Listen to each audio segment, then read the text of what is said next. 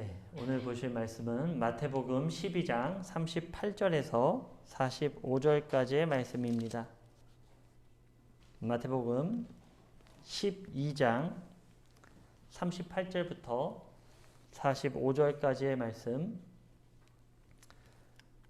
네, 제가 봉독해 드리도록 하겠습니다. 그때 서기관과 바리새인 중 몇 사람이 말하되 선생님이여 우리에게 표적 보여주시기를 원하나이다. 예수께서 대답하여 이르시되 악하고 음란한 세대가 표적을 구하나 선지자 요나의 표적밖에는 보일 표적이 없느니라. 요나가 밤낮 사흘 동안 큰 물고기 뱃속에 있었던 것 같이 인자도 밤낮 사흘 동안 땅속에 있으리라. 심판때에 니느웨 사람들이 일어나 이 세대 사람을 정죄하리니 이는 그들이 요나의 전도를 듣고 회개하였음이거니와 요나보다 더 큰 이가 여기 있으며 심판때에 남방여왕이 일어나 이 세대 사람들을 정죄하리니 이는 그가 솔로몬의 지혜로운 말을 들으려고 땅 끝에서 왔음이거니와 솔로몬보다 더 큰 이가 여기 있느니라.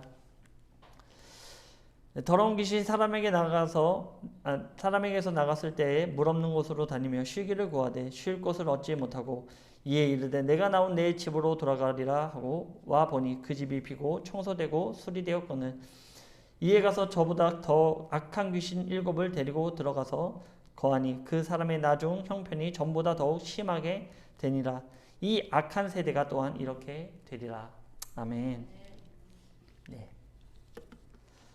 네, 오늘은 악한 세대가 구하는 것이라는 제목으로 우리 함께 말씀을 나누도록 하겠습니다. 네, 표적에 관한 내용이 있어서 제가 개인적인 좀 어떤 경험을 함께 나누려고 합니다. 저는 개인적으로요, 신사도 운동이라든지 빈야드 운동 이런 것을 좋아하지 않아요. 신사도랑 빈야드 운동이 무엇이냐면 어떤 뭐 현상적인 것들, 아마 들어보셨을 거예요. 뭐 금리빨이 나타나든지, 뭐 하늘에서 금가루가 날린다라든지, 뭐 어떤 뭐 헐리다운이라든지, 뭐 이런 어떤 영적인 체험들 이런 것들을 중심으로 신앙을 갖는 그것이 이제 신사도 운동이고 또 빈야드 운동이라고 하는데, 제가 이제 그것들을 별로 이렇게 물론 영적인 체험들은 우리에게 다 있어요. 근데 그런 현상들의 신앙을 중심으로 가는 것을 제가 왜 싫어하냐면 사단들도 그런 걸 가능하기 때문이에요. 사단들도 얼마든지 할 수 있는 능력이라는 것이죠.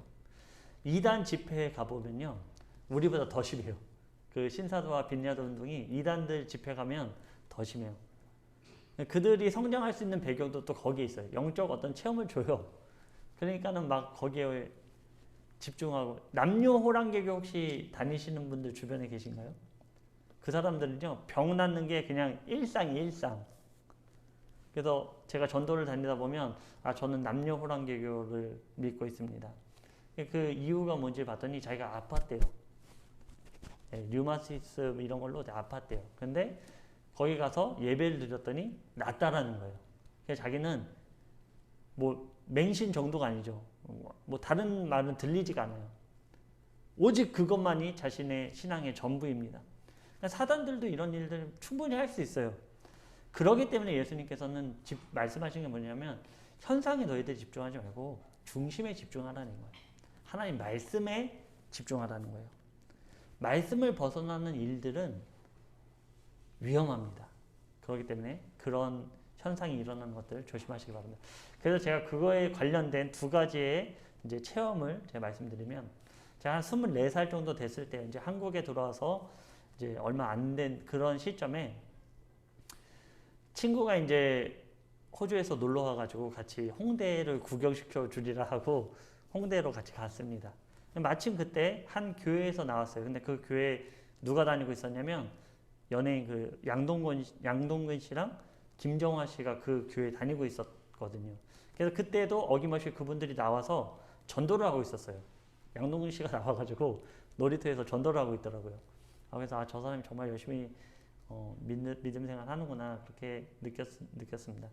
그 교회 목사님이 여자 목사님이신데 저한테 오셨어요. 그러더니 갑자기 저한테 대뜸 예언 기도를 해주시겠다는 거예요. 그래서 저는 이제 그때 한참 막 신앙이 불타오르고 영적인 체험도 또 갈망했기 때문에 뭐 좋습니다. 또 다른 사람들한테 안 가고 저한테 오더라고요. 야, 이게 뭐가 뭐 있나 보다. 그래서 이제 기도를 받았죠.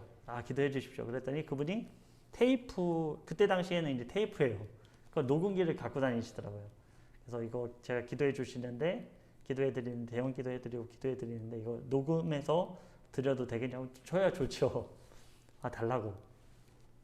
기도의 내용이 뭐냐면, 30이 되기 전에 제가 미얀마 사람들 앞에서 설교하는 모습이 보인다라는 거예요. 미얀마 사람들 앞에서 30 되기 전에 거기가 나가가지고 선교사로서 복음을 전파하는 모습이 보인다라는 거예요. 그래서 하나님께서 이거에 대해서 축복해 주시고, 그 테이프가 저희 본가에 아직도 있어요. 결론은 어떻게 됐을까요? 결론은 뭐 지금 저의 모습이죠. 미얀마에 안 가 있어요. 저 지금 40이 넘었습니다. 아직도 저는 한국에 있어요. 그죠? 예. 하나님의 음성이 확실하다면 그 인생에 갈림길은 없어요. 네, 제가 타락하여 하나님을 아주 떠났다면 몰라도 하나님께서 주신 약속의 말씀 가운데 갈림길은 없어요. 분명히 그렇게 이루어지는 내용들이 있습니다. 이것은 저의 영적 체험 가운데 하나인데, 이것은 그렇죠. 어떤 신령한 것을 보는 영적인 일을 바라는 거에서는 지금 저의 모습처럼 맞지 않습니다. 두 번째는요. 이제 막 제가 이제 헌신해가지고 이제 사관으로서 헌신하고자 준비를 막 할 때였어요. 그런데 이제 막 입교를 앞두고 있는 그때인데, 제 친한 친구가, 제가 원래 여유순복음 다녔잖아요. 친한 친구가 자기 아는 동생이 있는데 꼭 저를 한번 만나야겠다라는 거예요. 그래서 이제 그 동생은 뭐 이렇게 영적 은사가 있고, 뭐 어떤 하나님의 예언적인 은사가 있고, 또 대언하는 은사가 있고, 막 그런 말을 막 하더라고요. 그리고 제가 이제 굉장히 신뢰하는 친구이기 때문에, 그런데 이제 저는 그때 뭐 분주하기도 하고, 그래서 시간이 안 될 것 같다. 내가 지금 너무 바쁘다. 그런데 며칠 후에 또 연락이 왔어요. 그 동생이 꼭 한번 만나야 된다고, 지금 하나님께서 전해주실 말이 있어서 만나야 된다. 그리고 하나님께서 반드시 만나게 해주시겠다라고 말씀하셨다라는 거예요. 그래서 제가 거기다 대고 이렇게 얘기했어요. 제 친구죠, 물론. 제 친구한테 그렇게 얘기를 했어요. 하나님의 음성이 이루어지지 않는 것을 내가 확인시켜 줄게. 그래서 아마 그분은 나를 못 만나게 될 거야. 왜냐면 내가 만나고 싶지 않거든. 어떻게 됐을까요? 그분 제가 만났을까요? 30대 초반인데, 제가 그때 30대 초반인데 그분 아직까지도 못 만났어요. 하나님이 반드시 만나게 하겠다라고 말씀하셨는데, 아직도 저는 그분을 하나님께서 만나게 해주시겠다고 했는데, 저는 아직도 그분을 만나지 못했습니다. 근데 제가 그 동생을 안 만난 이유가 아주 단순합니다. 왜냐면 저의 일이면 하나님께서 저에게 말씀해 주시지 왜 다른 사람을 사용하냐 이거예요. 구약 시대도 아니고 어떤 뭐 선지자를 보내서 말씀하시는 시대도 아니고, 예수 그리스도께서 직접 나의 죄를 사해 주시고 나에게 오셔서 하나님의 말씀으로 주님을 믿게 해 주셨는데, 그 중요한 말이 있는데 왜 나에게 말씀 안 하시고 다른 사람을 굳이 통해서 나에게 말씀하시나. 네, 물론 저도 귀신 들린 사람도 많이 봤고, 또 그 사람들 대적기도 하면서 떠나가는 것도 많이 보고, 실제로 그런 체험은 또 중요한 것 같아요. 귀신 들린 사람들, 집회하는데 귀신 들린 사람들이 뒤에서 막 갑자기 발작 일으키고 막 다른 목소리 내고 이러는 걸 한번 경험해 봐야, 이게 진짜 영적인 일들이 우리에게 있구나. 제가 그때 하나님께 간구해서, 하나님, 저도 영적인, 제가 굉장히 어렸을 때인데, 막 20살 때 이럴 때인데, 하나님께 간구했더니, 실제로 그런 것을 보여주시더라고요. 우리 그 교회에서 수련회를 갔는데, 그 수련회 연합으로 갔는데, 그 교회 한 청년이 갑자기 찬양하는 시간에 귀신이 들어가가지고, 막, 난리 법석을 떨었던, 저는 거짓말하지 않습니다. 실제로 있었던 얘기만 합니다. 물론 그런 일들이 있는데, 이런 어떤 그런 뭐 금가루가 날린다 이런 것들은 조금 그런 얘기 들리시면 좀 그런 얘기에서는 벗어나시길 바랍니다. 네, 저 역시 영적 체험을 부정하지는 않습니다. 하지만 하나님은 질서의 하나님이고 누군가의 하나님이 아닌 우리 모두의 하나님입니다. 그러기에 어떤 체험을 말씀을 기반으로 해야 된다는 사실이에요. 말씀을 벗어나는 것은 위험합니다. 왜냐하면 아까도 말씀드렸듯이 사탄도 그런 일들을 충분히 할 수 있기 때문입니다. 그러기에 우리가 맹신해야 할 것은 바로 오직 예수 그리스도의 사랑뿐입니다. 왜냐하면 그 사랑은 누구도 흉내낼 수 없고 또한 절대로 변하지 않기 때문입니다. 예수님의 사랑만이 우리가 맹신해야 할 대목이에요. 자, 오늘의 본문의 시작은 이렇습니다. 38절입니다. 그때 서기관과 바리새인 중 몇 사람이 말하되 선생이여 우리에게 표적 보여주시기를 원하나이다. 자, 서기관과 바리새인은 예수님에게 표적을 보여달라고 청합니다. 그런데 사실 이들은 이미 많은 영적 체험을 봤어요. 이미 그 표적들을 봤습니다. 이 전까지, 그러니까 38절 전까지만 해도 말 못하는 사람을 말을 하게 해주고 눈을 뜨게 해주고 귀신이 떠나가는 표적을 지금 이 서기관과 바리새인들이 봤어요. 그런데 예수님께 와서 지금 뭐라고 얘기합니까? 표적을 보여주십시오. 우리에게 표적을 보여주십시오. 지금까지 표적을 봤는데 또 표적을 보여달라는 거예요. 뭐 다른 얘기지만 이 영적인 어떤 표적을 계속 구하는 사람들은 그걸로 만족하지 않아요. 더 큰 거. 점점점 더 뭔가 신령한 거. 그 속에 믿음이 없어요. 현상만 쫓아가는 것이지 믿음이 없어요. 조심해야 됩니다. 그리고 그런 표적을 보면서 이들이 뭐라고 얘기했냐면 그 전까지만 봐도 예수님을 뭐라고 얘기했냐. 바알세불이다. 무슨 얘기입니까? 사탄이 저런 일을 하고 있다. 저 사람한테 사탄이 들어가서 지금 귀신이 들어가서 저 일을 하고 있다. 이렇게 결론을 낸 사람들이 지금 예수님께 나왔다는 것이죠. 예수님은 이런 서기관과 바리새인들에게 이렇게 말씀하십니다. 12장 34절입니다. 독사의 자식들아 너희는 악하니 어떻게 선한 말을 할 수 있느냐. 이는 마음에 가득한 것을 입으로 말함이라. 독사의 자식은 사탄의 자식이라는 뜻이죠. 너희 안에 사탄으로 가득하니 어떻게 선한 말을 할 수 있느냐. 그 악한 것이 너희 입으로 나오는 것이다. 예수님은 이렇게 말씀하신 것입니다. 지금 이 말을 들은 서기관과 바리새인들이 그러면 우리에게 표적을 보여주십시오. 당신이 사탄이 아니고 하나님의 메시아라면 우리에게 그 표적을 보여달라고 요구한 것입니다. 예수님의 지금 표적을 막 봤어요. 그랬더니 이것이 귀신의 힘, 사탄의 힘으로 이 일을 하는 거다 라고 했더니 예수님께서 이 독사의 자식들아 그런 거죠. 이 사탄의 자식들아 니들이 사탄의 마음을 갖고 있으니까 너희들 마음속에 온갖 악한 것으로 가득 차 있으니까 선한 일을 봐도 악하게밖에 볼 수 없다라는 거예요.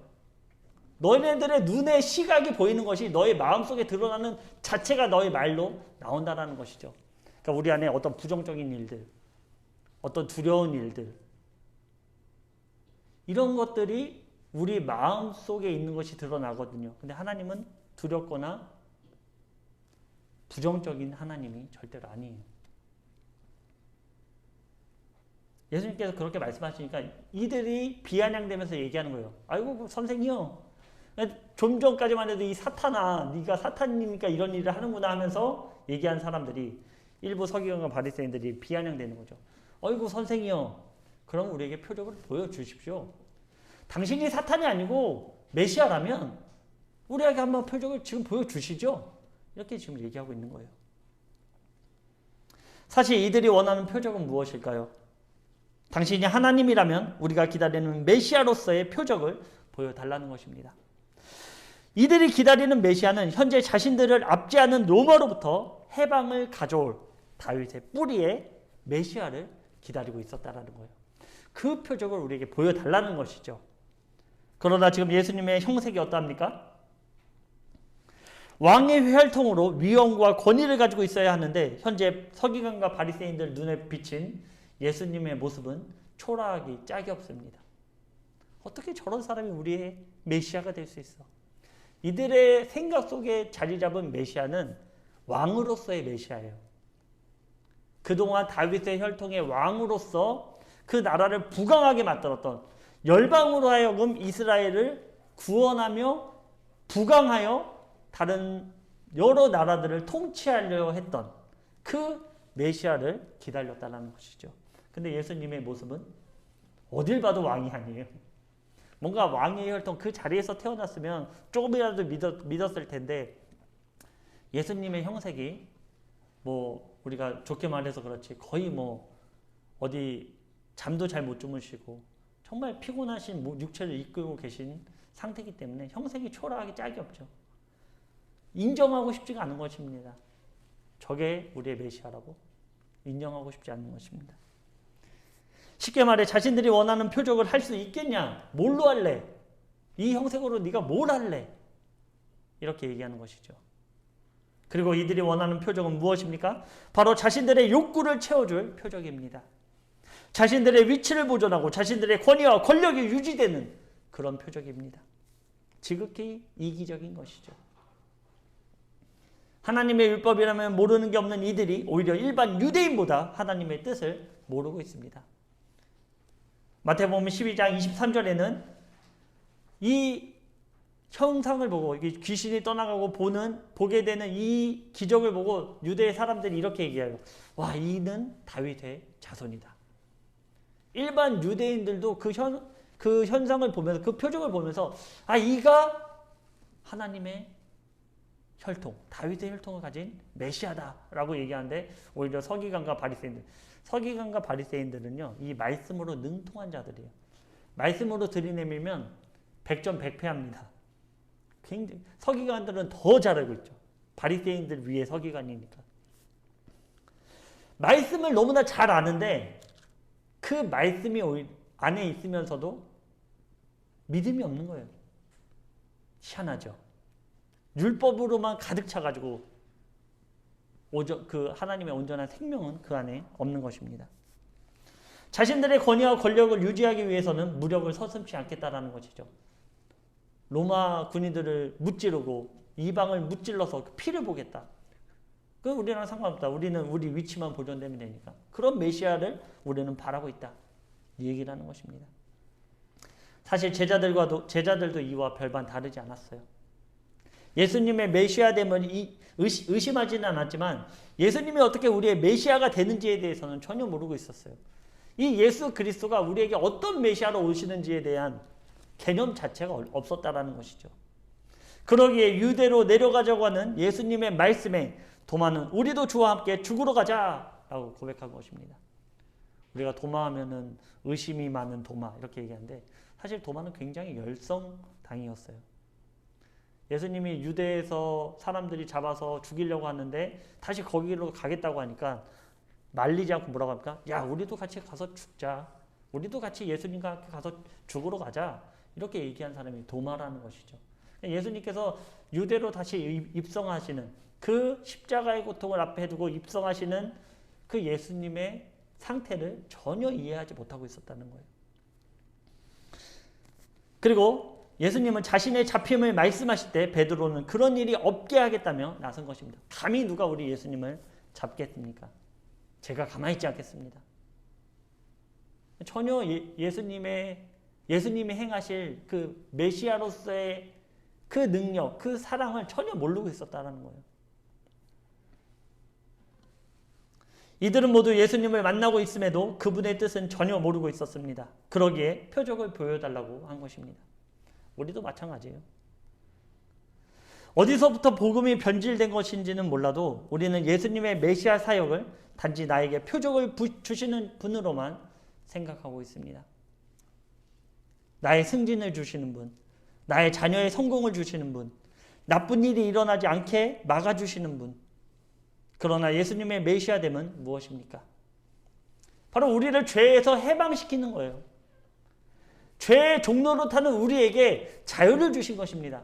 생명을 주신 것입니다. 그동안의 세상의 권세자들의 종노릇하였는데 예수님께서 우리를 그들로부터 강탈하여 우리에게 자유를 주신 것입니다. 지금 하나님을 안다는 자들이 요구하는 것이 무엇입니까? 하나님을 알아요. 예수님 알아요. 옆에 있어요. 행적도 봤어요. 그들이 요구하는 건 로마와의 다툼입니다. 자신들의 이익입니다. 분열입니다.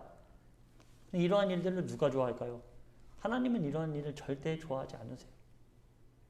분열시키고 다툼시키고 서로 시기하고 깎아내리고 이것은 바로 사단이 좋아한다는 것입니다.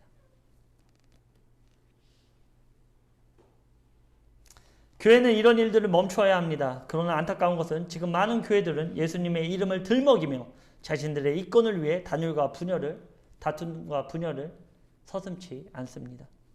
부활절을 한 주 앞둔 시점에 예수님은 이러한 모습을 보시면서 기뻐하실까요? 아이고, 너희들 참 잘하고 있구나. 내가 원한 것이 바로 이런 것이지. 분열시키고 다투고 내 뜻과 맞지 않으면 배척시키고 공격하고, 이게 바로 내가 원하는 거지. 예수님 아마 그렇게 생각하실까요? 전혀 그렇지 않을 것입니다.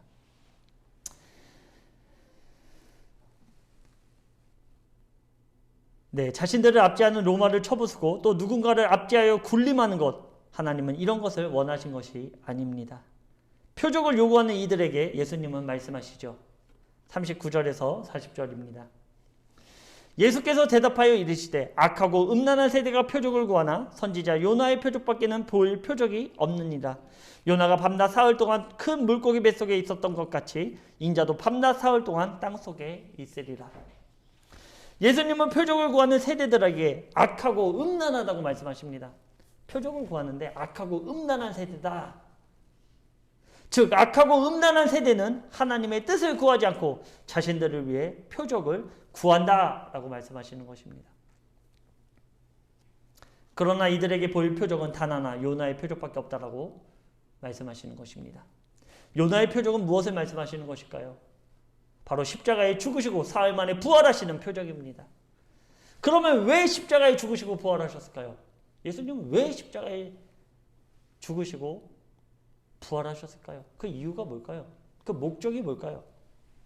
그것은 다툼과 시기, 분쟁과 분열이 아닌 사랑과 희생이 표적이라는 것입니다. 다른 말로 하면 교회가 세상에 보일 표적은 단 하나밖에 없는 것입니다. 그것은 바로 예수 그리스도의 사랑과 희생입니다. 절대로 분열과 다툼, 분쟁과 시기가 아니라는 것입니다.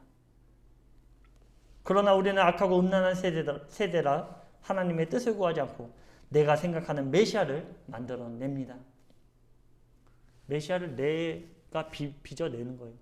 하나님의 뜻에는 전혀 상관없이 나만의 메시아를 만들어내는 거죠. 왜냐하면 악하고 음란하기 때문입니다. 이 세대가 악하고 음란하기 때문이에요. 하나님을 이해하려고 하지 않습니다. 하나님의 말씀을 들으려고 하지 않아요.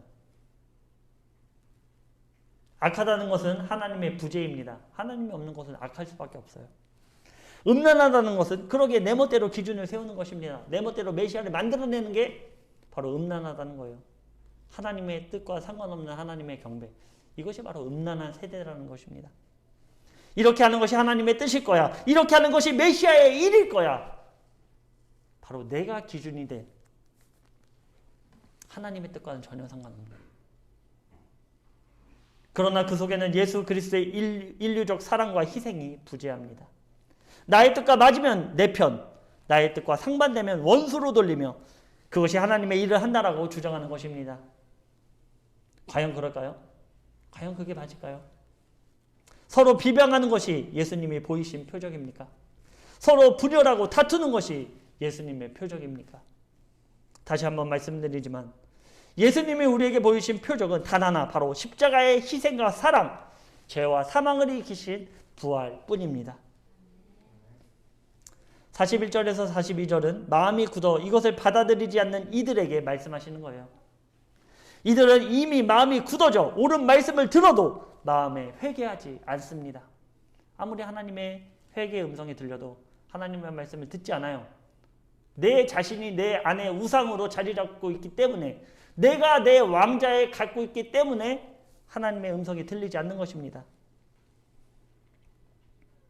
우리가 불금교 때 에스겔서를 나누고 있는데 에스겔에게도 하나님께서 말씀하시죠. 저 패역한 나를 배신한 유대 민족에게 가서 외쳐라. 그런데 그들은 듣지 않을 것이다. 하나님이 이미 알고 있어요. 그들의 마음이 돌처럼 굳어져가지고 그들 듣지 않을 것이다. 그럼에도 불구하고 전해라 이거예요. 그럼에도 불구하고 너희들 전해라. 이것이 우리의 사명인 걸 믿습니다. 네, 니느웨에 요나가 가서 회개를 선포해도 그들이 회개하였고, 이방인들이죠. 요나가 3일 동안 전해야 될 회개의 말씀을 단 하루만 전했는데도 왕에서부터 짐승들까지 옷을 갈아입고 머리를 풀어헤치며 하나님 앞에 나와 회개했습니다. 남방 여인은 솔로몬의 지혜를 듣고자 먼 길을 마다하지 않았습니다. 그 하나님의 주신 그 지혜의 충만함을 듣고자 그 먼 길을 마다하지 않고 나왔다라는 것이죠. 죄사함의 놀라운 말씀을 듣고도 이들은 회개하지 않고 그 지혜에 귀 기울이지 않는 것입니다. 마음이 굳어져서. 어떻게 보면 교회 안에 고착되어 있는 나의 신앙의 상태. 왜 그런 일들이 일어날까요? 나만 몰라요, 나만. 자꾸 교회에서 권위를 세우려고 그래요. 목회자들도 마찬가지고 직분자들도 마찬가지고. 교회는 권위를 세우는 곳이 아니에요. 교회는 무엇을 하는 것이라고요? 사랑과 희생을 전하는 곳이라고요. 섬김을 전하는 곳이라고요. 근데 자꾸 그 자리에 누구를 끌어오고 있습니까? 나 자신을 끌어오고 있다는 거예요. 하나님의 말씀으로 충만해져 있어야 되는데 자꾸 이 세상적인 것은 무엇을 말합니까? 사단의 일들이 나를 지배하고 있는데 이걸 모르고 있다는 거예요. 마치 지금 서기관과 바리새인들처럼. 말씀은 매주 전해지죠. 넉넉기도 해도 드려주고 붉은 기도 해도 드려주고 말씀은 맨날 선포되고 있어요. 근데 그 말씀이 내 마의 말씀으로 들어오지 않는 거예요. 왜냐? 내가 주인이 되고 있기 때문에. 내가 듣고자 하는 말만 듣기 때문에. 근데 이단들은 참 이것도 잘 사용하더라고요. 이단들이 얘기하는 거, 편협해서 하나님 어머니가 있는데 저들이 듣지 않는다. 이런 얘기를 하고 있어요. 참 기가 찰 노릇이에요, 요즘 보면은. 그리고 이단들은 뭔가 다른 걸 요구해요. 뭔가를 해야 된다. 우리가 구원받은 날짜를 알아야 된다. 우리가 이만희를 이긴 자를 우리가 믿어야 된다. 네, 그런 것에 현혹되지 않기를 원합니다. 예수님은 이러한 서기관과 바리새인들의 마음의 상태를 말씀하십니다. 그 내용이 바로 43절에서 45절까지의 말씀입니다.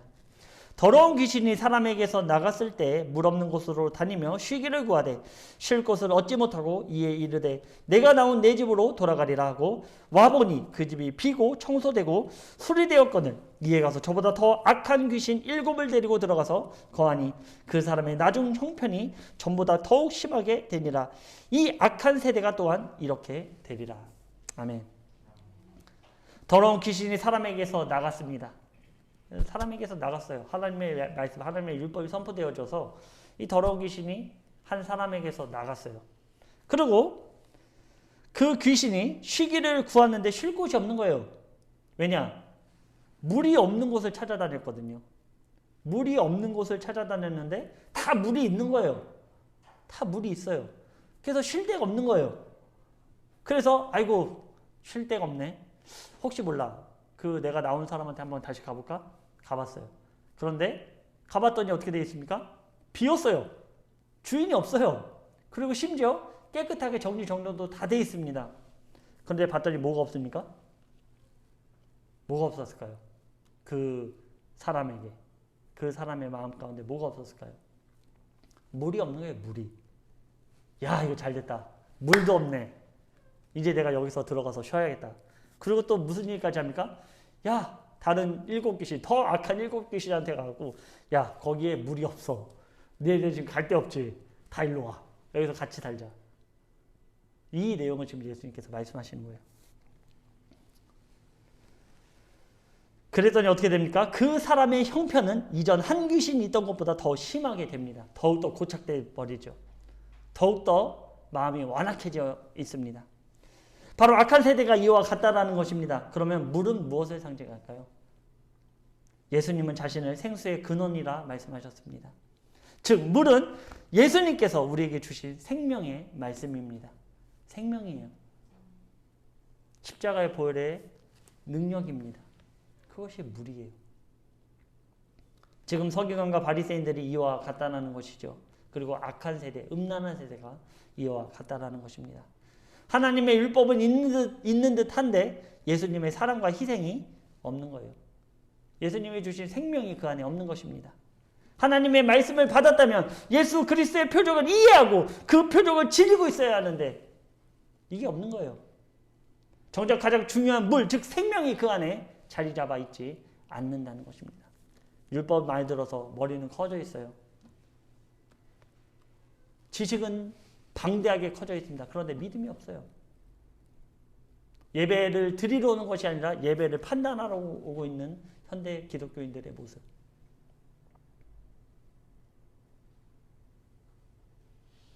저는 소름 돋을 때가 너무나 많아요. 소름 돋을 때가. 어쩜 이렇게 하나님께서 말씀하시는 시대, 악한 시대의 모습과 현재 우리가 살아가는 이 시대의 모습이 어쩜 이렇게 똑같을까? 저는 소름이 돋습니다. 좀 깨달았으면 좋겠는데 누군가도 얘기해 주지 않아요. 왜냐하면 괜히 다툼을 일으킬 필요도 없는 거니까. 희생하고 싶지 않아요. 희생을 해야 되거든요. 목회자들도. 희생하려고 하지 않아요. 올바른 것을 말하지 않습니다. 좋은 게 좋은 거. 근데 그 안에 예배를 판단하는, 진짜 뭐 막말로 얘기해서 말도 안 되는 얘기가 선포되어져도 그 시간만큼은 하나님께 나온 시간 아닙니까? 부정적이고 비판적이고 판단하는 것. 사단이 좋아하는 것이죠. 예배 끝나면 막 몰려온대요. 그래서 사장님, 목사님 이거는 이렇고요. 저거는 저랬고요. BC 몇 년, 1년 틀리셨네요. 586년인데 587년이라고 말씀하셨는데요. 이게 뭐 그렇게 중요합니까? 예수님이 죽으신 날짜가 뭐 그렇게 중요해요? 예수님이 부활하신 날짜가 매달 며칠 몇 날이다. 이게 뭐 그렇게 중요합니까? 중요한 사실은 예수님께서 우리를 위해 십자가에 돌아가셨고 죽은 지 사흘 만에 부활하셨다는 사실이 우리에게 중요한 것이지. 몇 날 며칠에 예수님께서 돌아가셨고 이게 우리에게 중요한 게 아니잖아요. 그렇지 않아요? 근데 자꾸 사단들은 그런 걸로 공격하는 거예요. 바로 서기관들과 바리새인들의 모습입니다. 그리고 이런 세대를 들어서 예수님은 이 악한 세대야. 너희들의 나중 형편이 더욱 심해질 것이다. 그 더욱 심해진다는 건 뭘 나타낼까요? 구원의 자리에 있지 않을 것이다. 구원의 자리에 너희들이 그 자리를 확보하지 못할 것이다. 이 말씀을 하는 것입니다.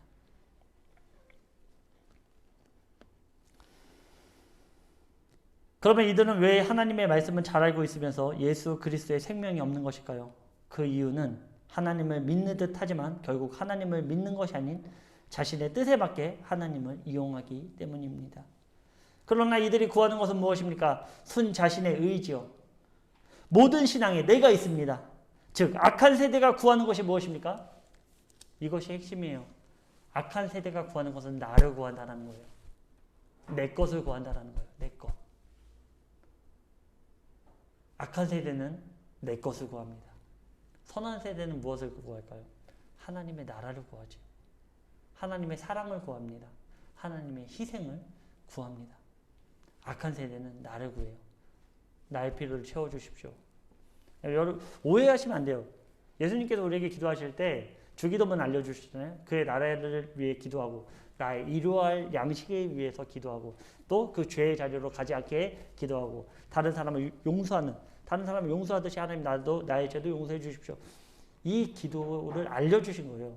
너희들이 예배 끝날 때 이거 외워서 기도해라. 이게 아니라 이 방식으로 너희들 기도하라는 거예요. 뭐 저 같은 경우는 이렇게 아침에는 하나님의 영광을 위해서만 기도합니다. 하나님의 나라 일들에 위해서만 제가 아침에 기도하고 오후에는 저의 이루할 양식에 대해서 우리 가족의 이루할 양식 그리고 앞으로의 삶에 대해서 하나님께 간구합니다. 그리고 나서 나의 저녁 때는 오늘 하루에 내가 뭘 잘못했는지 하나님 앞에 어떤 모습을 하나님께 회개를 해야 되는지에 대해서 하나님께 간구합니다. 이렇게 기도를 하라고 주신 것이지 예배 끝날 때 외워서 기도해라 이렇게 주신 거지. 기도의 방식을 모르면 주기도문을 따라 하시면 돼요. 뭐 외워서 따라하는 게 아니고 하나님의 나라와 의 그리고 나서 나의 이루할 양식 그리고 나의 죄사함과 악한 세대로 빠지지 않게 하시는 다음 날을 기대하게 하는 그 하나님을 위해 하나님에게 나와 기도하는 것입니다. 솔직하게.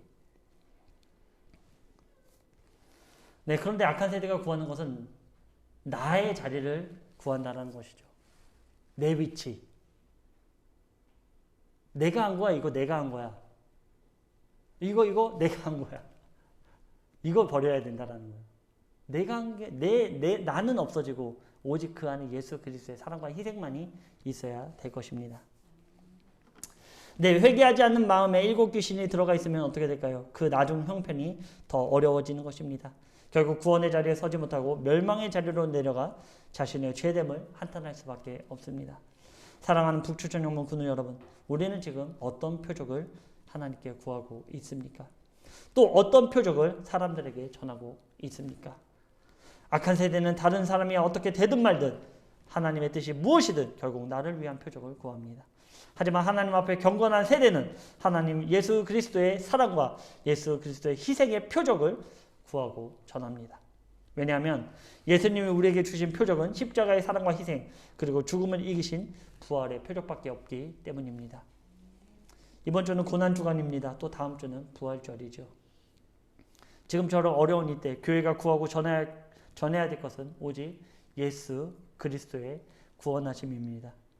바라기는 우리가 사는 모든 날 동안 이것만을 구하시길 주님의 이름으로 축원드립니다. 함께 기도하겠습니다. 사랑의 하나님 아버지 감사합니다. 하나님, 우리는 날마다의 주님의 표적을 구하지만 주님께서 우리에게 말씀하시는 것, 그것은 너희들에게 보일 표적은 이미 내가 십자가에 달려 죽었고 이미 내가 너희들 위해 부활하셨다는 표적밖에 없음을 우리에게 말씀해 주셨습니다. 하나님, 그것을 믿는 믿음이 하나님께서 원하시는 믿음이요, 그 믿음으로 세상에 나가는 것이 하나님께서 원하시는 것임을 저희들 오늘 시간 고백합니다. 저희들 온전한 주님의 주신 그 표적을 바라보며 온전히 순종하며 아버지께 나아갈 수 있도록 인도하여 주시옵소서. 주님께서 약속해 주셨던 것처럼 우리를 죄의 자리에서 끄집어내시고 또 그 가운데 세상의 풍요함을 따라 하나님 아버지 그것을 무기로 아버지의 복음을 온전히 전할 수 있도록 역사하여 주시옵소서. 사랑 많으신 예수 그리스도의 이름으로 감사하며 기도드렸습니다.